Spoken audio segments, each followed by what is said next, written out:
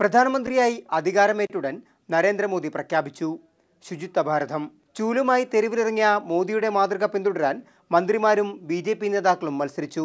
ഇത് 2014 കഥ. ശുചിത്വ ഭാരതം 2017 എത്തി നിൽക്കുമ്പോൾ പൊതുസ്ഥലത്ത് മൂത്രവിസർജനം നടത്തി ബോധവൽക്കരണ പാതയിലാണ് കേന്ദ്ര കൃഷിമന്ത്രി രാധാ മോഹൻ സിംഗ്. ബീഹാറിലെ വഴിവക്കിൽ തോക്കിൻകാവിലുള്ള മന്ത്രിയുടെ മൂത്രവിസർജന ദൃശ്യങ്ങൾ വൈറലായി.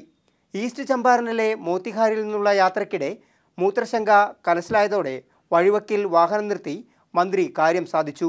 പൊതുസ്ഥലത്ത് മലമൂത്ര വിസർജനം നടത്തുന്നവരുടെ ചിത്രങ്ങൾ പ്രചരിപ്പിച്ച് അവരെ നാണം കെടുത്തി ശുചിത്വ ഭാരത യജ്ഞം പ്രോത്സാഹിപ്പിക്കാനുള്ള സർക്കാർ ജീവനക്കാരുടെ തീരുമാനം കേന്ദ്രമന്ത്രിക്ക് തന്നെ വിനയായി.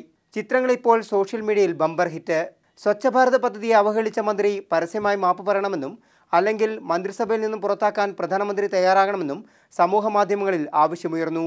മധ്യപ്രദേശിൽ കർഷകർ വെടിയേറ്റ് മരിച്ചപ്പോൾ ബാബ രാംദേവിനൊപ്പം യോഗ ചെയ്ത് രാധാ മോഹൻ സിംഗ് നേരത്തെ വിവാദത്തിൽപ്പെട്ടിരുന്നു. മാതൃഭൂമി ന്യൂസ്, ഡൽഹി.